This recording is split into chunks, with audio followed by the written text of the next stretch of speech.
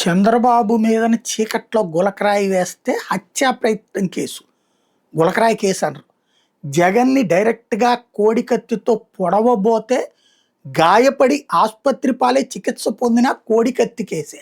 అది నాటకమైన కేసే. మన జర్నలిజం యొక్క విలువల దిగజారుడికి పరాకాష్ఠ ఇది.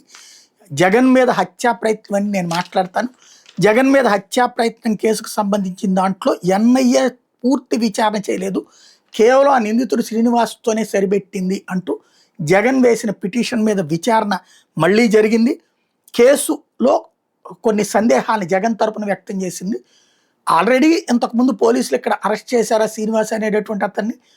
అయితే అతను ఎయిర్పోర్ట్లోకి కత్తి ఎలా వెళ్ళగలిగింది, అది కూడా ఆ సదరు సంస్థ అతను ఏ క్యాంటీన్లో పనిచేస్తున్నా ఆ క్యాంటీన్ వాళ్ళకి సంబంధించి ఏం పాత్ర ఉంది, వాళ్ళకి అసలు లైసెన్స్కి పర్మిషన్ లేకుండా ఎట్లా జరిగింది, ఇతనికి అప్పటికే నేరచరితుడని తెలిసి ఎట్లాగా పెట్టుకున్నారు, ఇవన్నిటినీ బేస్ చేసుకుని అడిగే విచారణ చేయాల్సినటువంటిది చేయలేదు. పైగా శ్రీనివాస్కి నన్ను మర్డర్ చేయాల్సిన అవసరం లేదు, అతని వెనకుండి ఎవరో నడిపించారు కాబట్టి అతన్ని విచారించండి పూర్తిగా అని జగన్ వేసిన పిటిషన్ మీదన విచారణ మరొకసారి వాయిదా పడింది.